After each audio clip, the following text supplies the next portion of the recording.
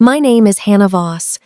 I was 33 years old when my mother humiliated me at my own father's funeral reception, in front of 40 people holding paper plates of potato salad, by telling the room that my brother had taken care of everything, while I had spent my whole life counting other people's money instead of building a family of my own. She said it with a sad little smile, the kind designed to look like grief instead of cruelty, and the room nodded along, because that was the story they'd always believed about me. What none of them knew was that I had spent the last 6 weeks of my father's life quietly pulling bank statements onto a flash drive that was sitting, at that exact moment, in the bottom of my purse. By the following month, the story my mother had spent 30 years telling about her 2 children would not survive contact with a single afternoon in a conference room. Before we go deeper into today's story, let us know in the comments where you're watching from. We'd love to hear from you. And don't forget to subscribe so you never miss any of our upcoming stories. I should tell you who I was before any of this happened, because it matters. I'm a forensic accountant. I spend my days inside other people's worst moments, the ones where an elderly parent's life savings have quietly drained away and nobody can explain where it went. I trace wire transfers. I match signatures against bank cards from a decade earlier.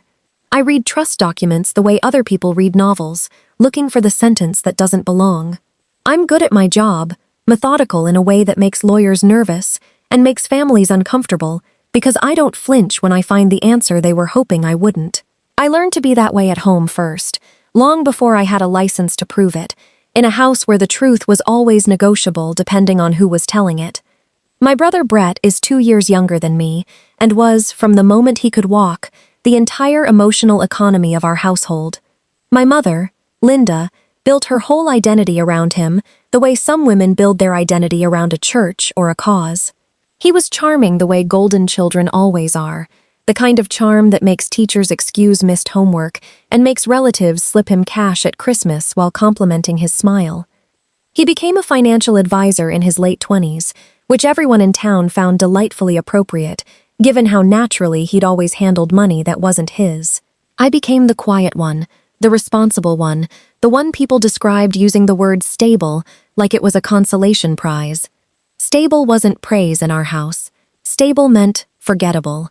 My father, Walter, built a small tool and die manufacturing company from a single rented garage into a business that employed 40 people in our town. He was a decent man in most of the ways that matter, but he was also a man who let my mother run the emotional weather of our family without ever once checking the forecast himself. When I was 12, I won a regional math competition and came home to find my brother's failed driving test the topic of dinner conversation because he'd cried about it, and my mother couldn't bear to see him sad. My trophy sat on the counter, unmentioned, until I quietly moved it to my room myself. If you've ever watched your own accomplishment get stepped over on the way to comfort someone else's failure, you already know exactly how that feels. 2 years before he died, my father was diagnosed with early-stage vascular dementia. I want you to hold on to that detail, because it becomes the hinge this entire story swings on. In the beginning, it was small things, repeated questions, a forgotten appointment, his handwriting changing from the tight engineer's print I'd known my whole life into something looser and uneven. He was still sharp in long stretches, still himself at dinner, still the man who remembered the exact tolerance specs on a 1987 production run when he couldn't remember what he'd eaten that morning. Dementia doesn't erase a person all at once. It comes and goes like weather, and it gives people who want to take advantage of that weather a very wide window to work inside. I became his unofficial caretaker almost by accident, the way the responsible child always does. I drove him to appointments. I sat with the neurologist and took notes my mother was too overwhelmed to take herself. I organized his medications into a weekly case and called every Sunday to make sure he'd actually used it. Brett, meanwhile, had been quietly added as a co-signer on several of my father's accounts the year before, something my mother described to me at the time as just in case, so someone practical can help him with the business side. I remember thinking, even then, that the word practical had never once in my life been used to describe my brother. I let it go anyway, because that's what I'd always done in that house. I let things go. The first thing that didn't sit right with me was small enough that I almost missed it. My father mentioned, almost in passing during one of his sharper afternoons, that he'd signed some papers for Brett's new building and hoped it would help the business grow. I asked him which building. He looked at me with the particular confusion of a man trying to retrieve a memory that had already started to dissolve, and said he couldn't quite recall, but Brett had said it was important. I didn't push him that day. He got tired easily during those conversations, and I didn't want to frighten him, but I wrote the date down in a notebook I kept for his medical history, the same way I write down every date in every case file I've ever worked. Some habits don't know the difference between a client and a father. A few weeks later, I was reviewing my father's mail for him, something I'd started doing once bills had begun arriving unopened. Buried in a stack of catalogs was a letter from a title company referencing a parcel of commercial land I'd never heard of, addressed to an entity called Voss Capital Holdings LLC. My father had never mentioned forming an LLC in his life. He ran everything through Voss Tool and Die, the same company name for almost 40 years, because he believed, in his words, that a man's name on the door meant something. I called the title company pretending to confirm an address for my father's records and learned the LLC had been registered 8 months earlier, with my brother listed as the sole managing member. My father's name appeared nowhere on the paperwork at all. I want to be honest about where my head was at that point, because I think it matters for anyone watching who has ever caught a thread like this in their own family. I didn't think embezzlement. I thought, generously, that maybe Brett was finally doing something legitimate with his career and had simply failed to mention it, which would have been entirely in character for a family that communicated mostly through my mother's filtered version of events. I told myself a dozen reasonable stories before I let myself consider the unreasonable one. That's usually how it goes. The people closest to the truth are often the last ones willing to look directly at it, because looking means admitting what it would cost them to be right. The thread pulled tighter on a Tuesday in March, when I drove my father to a follow-up appointment and his bank called his cell phone while I was in the waiting room beside him, asking to confirm a 6-figure wire transfer out of his primary trust account. I answered it for him because his hands had started shaking too badly to hold the phone steady that week, something his doctor had warned me might happen as the disease progressed. The representative read me the destination account. It was Voss Capital Holdings LLC. My father, sitting beside me in a paper gown waiting to have his blood drawn, had no memory of authorizing it at all. I told the representative to place a temporary hold while we sorted out a clerical question, and I felt something settle into place in my chest that had nothing to do with surprise and everything to do with confirmation. That night, I sat in my car in the hospital parking garage, the same place I seem to end up every time my life turns a corner, and I made myself ask the question I'd been avoiding for weeks. If my father had genuinely authorized that transfer, why hadn't he remembered it within the hour? And if he hadn't authorized it, who had signed his name? And how had a bank with fraud protocols old enough to remember my entire childhood let it through without a second look? I am not an impulsive person. I build a case the way I build a spreadsheet, one verified cell at a time, and I knew that suspicion without documentation was just gossip wearing a nicer outfit. So I did the only thing I know how to do when the ground feels unstable under my feet. I started pulling records. Over the next 3 weeks, I requested copies of every account statement tied to my father's name, going back 18 months, using the limited power of attorney he'd given me for medical decisions to justify access to anything connected to his care. What I found laid out across my kitchen table looked less like a single bad decision and more like a pattern with a rhythm to it. 4 transfers in total, each one timed within a day or two of an afternoon my father's neurologist had separately documented as a period of significant cognitive fog. Each transfer landed in the same LLC. Each one was authorized using a signature that, when I held it up beside his real one from a 2019 mortgage refinance, looked close enough to fool a teller and nowhere close enough to fool someone trained to spot the difference. I drove to the bank branch myself.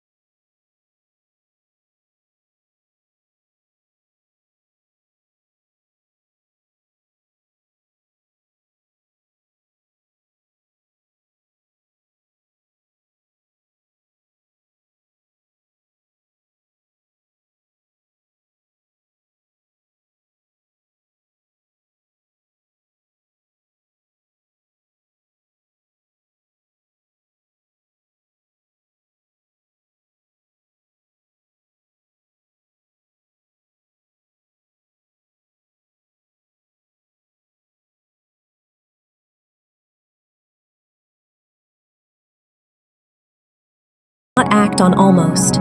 I hired a forensic document examiner named Diane Ferris, a retired state investigator who'd spent 25 years testifying in elder fraud cases before juries far less sympathetic than the one my family was about to become. I gave her the 4 signatures from the transfer authorizations, alongside 6 verified samples of my father's real signature spanning the last decade. It took her 11 days to send back a report that used the careful, hedged language professionals always use, language that nonetheless landed like a verdict. In her opinion, with a high degree of confidence, 2 of the 4 signatures were not produced by the same hand that had signed the verified samples. The forgeries, she noted, were competent but inconsistent, meaning whoever wrote them had practiced, but not nearly enough.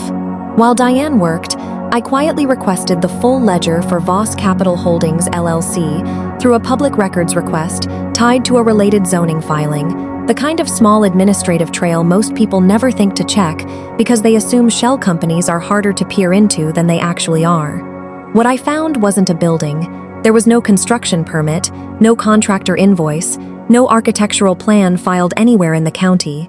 The 6 figures that had moved out of my father's trust had been redistributed within 9 days into 3 personal accounts, 2 belonging to my brother, and 1 belonging to a casino loyalty program tied to his name in a different state, the kind of account that exists specifically so a gambler's losses don't show up on a statement his wife might glance at over breakfast.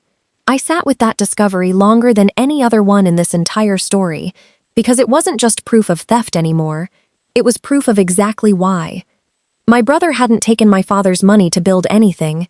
He'd taken it because he was drowning somewhere none of us had been allowed to see, and rather than tell the truth to a family that had spent his entire life protecting him from consequences, he had simply done what he'd always done.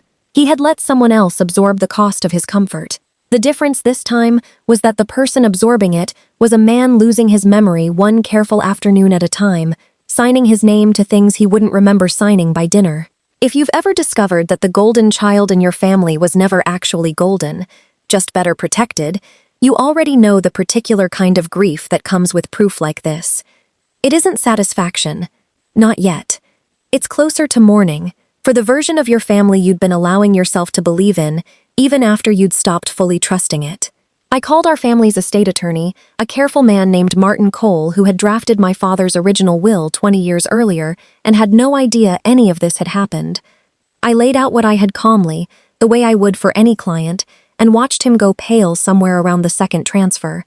He confirmed something I hadn't known, which was that 6 weeks before his death, my father's existing will had been quietly amended through a different attorney's office, one Brett had recommended, restructuring the bulk of the estate, including the business itself, directly to my brother, with language describing me as having been adequately provided for through prior gifts during the decedent's lifetime. There had been no prior gifts.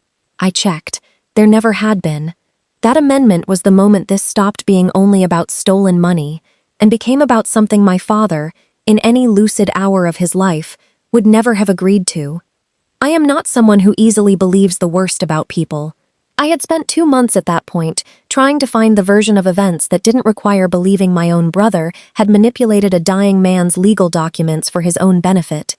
Martin pulled the medical records release I'd already authorized for his file and cross-referenced the new will's signing date against my father's neurology notes.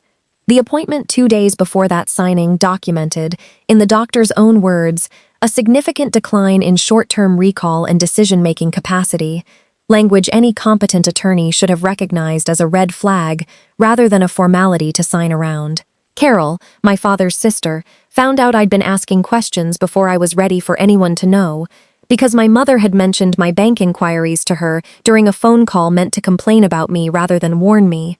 Carol called and told me, in the gentlest voice she could manage, that I needed to let this go, that digging into Brett during a time of grief would tear the family apart in a way it might never recover from. "Your father wouldn't want this," she said, and I remember feeling something harden in me that hadn't fully hardened until that exact sentence. Because the version of my father she was invoking, the one who wanted peace at any cost, wasn't the man whose trust account had been drained while his hands shook too badly to hold his own phone.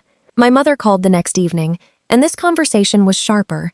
The kind of call that makes you grip the steering wheel even though you're sitting in your own driveway with the car off. She told me that if I pursued this, I would be cut out of whatever remained of the estate entirely, that I would be remembered as the daughter who tried to destroy her brother over money during the worst year of the family's life. I let her finish. I always let people finish, because interrupting someone mid-threat only gives them the chance to refine it.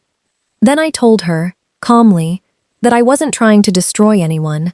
I was trying to find out who had been signing our father's name while he was too sick to know it was happening. She hung up on me. It was the first time in 33 years I had ever hung up the loser of that exchange and still felt like I'd won something. The will reading was scheduled for a Thursday morning in Martin's office, the same conference room where my father had signed the original will 2 decades earlier, with my mother sitting beside him in a dress I still remembered. The whole family had been told it was a formality, a reading of intentions everyone already understood. Brett arrived in a new suit that looked more expensive than anything I'd seen him wear before, which struck me, given everything I now knew about where his money had actually been going. My mother sat beside him, the way she'd sat beside every version of him his whole life, already prepared to defend whatever came next. Carol sat across the table with her hands folded, glancing at me the way you glance at a storm system on the horizon you're hoping will pass to the south. Martin opened with the formalities, the standard language naming the decedent and the date of the document. Then, exactly as I had asked him to weeks earlier, he paused and said there were some irregularities the family needed to be made aware of before the reading could proceed. I watched my brother's jaw tighten almost imperceptibly. I want you to understand that I never raised my voice in that room, not once, not even when my mother eventually did. I simply opened a folder I'd assembled with the same care I'd give any audit report and began laying documents on the table, one at a time, in the order that told the story most clearly. Quiet rooms have a way of making evidence sound louder than shouting ever could. The first document was the notary log from the print shop, my father's forged name, sitting beside a phone number that matched my brother's cell. The second was Diane Ferris's signature analysis, stating in careful professional language that 2 of the 4 authorizations had not come from my father's hand. My mother said this proved nothing, that anyone's signature looks different when they're sick, and I told her, gently, that the examiner had compared the forgeries against verified samples spanning 10 healthy years, not against each other. The third document was the LLC ledger, showing the 6 figures landing in personal accounts and a casino program rather than any building that had ever existed. The room went very quiet at that one. My mother looked at Brett instead of the page in front of her, the way she always had when the truth got too heavy to look at directly. The fourth document was the neurology note from 2 days before the amended will was signed, documenting significant decline in decision-making capacity, followed by the amended will itself, the one quietly rewriting 40 years of a man's intentions in his final weakened months. I told the room, still without raising my voice, that I wasn't asking anyone to take my word for any of it. Every page in front of them had come from a bank, a notary's own log, a licensed examiner, or my father's own doctor. I hadn't written a single sentence of the story myself. I had only put the pages in order. Brett finally spoke, his voice cracking in a way I'd never once heard, in 33 years of watching him talk his way out of everything. It wasn't supposed to go this far, he said, which is the closest thing to a confession I think he was capable of giving in that room. My mother turned on me the way she always had whenever the family's comfortable story started slipping, except this time there was no story left to retreat into. She said I'd always been jealous of my brother, that I'd built this whole case out of resentment dressed up as concern.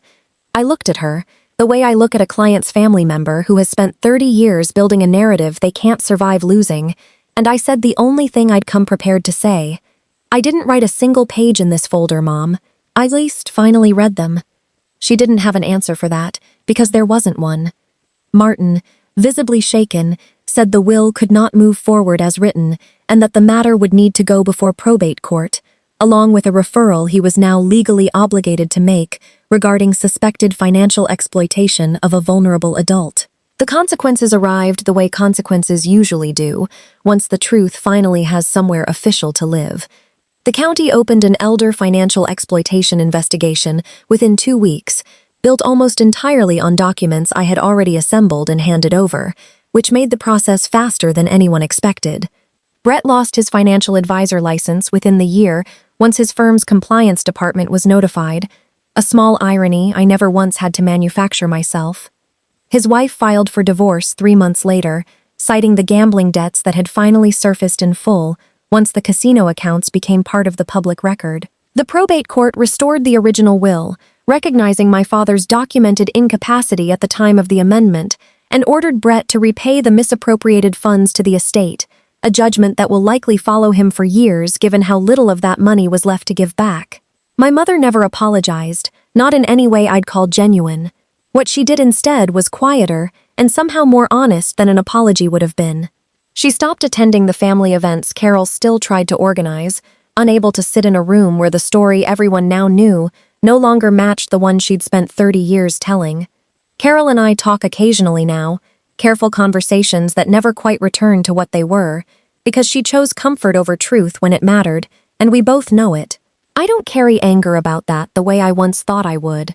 I carry something closer to clarity, the understanding that some people will choose the version of the family that lets them keep sleeping at night, even when the cost is someone else's whole inheritance and a father's last lucid wishes.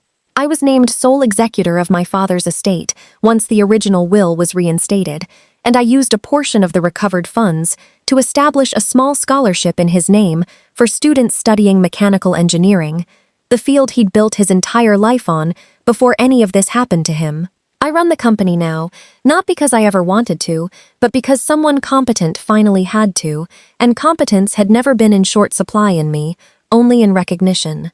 I still work my forensic accounting cases on the side, the quiet ones nobody ever writes a story about, the ones that almost never end in a courtroom because most families never find anyone willing to read the pages all the way through. I read every page now. I learned that lesson somewhere a kitchen table away from where I'm sitting tonight. If you take one thing from my story, let it be this. As a forensic accountant, I learned that money never lies, even when the people attached to it have spent their entire lives getting away with it. Every transfer leaves a timestamp. Every signature carries a pressure pattern that doesn't change just because the story around it does. Families can rewrite a narrative around their dinner table for 30 years and call it love, but a bank ledger doesn't care how long a lie has been believed. It only cares what actually happened, in what order, and who signed their name to it. I spent my whole life being told I was the cold one for noticing details nobody else wanted to look at. It turned out those were the only details that were ever going to save my father's name, and eventually, my own. If you've ever been underestimated by your own family, let us know in the comments below. And if you enjoyed this story, don't forget to like, subscribe, and turn on notifications for more stories just like this.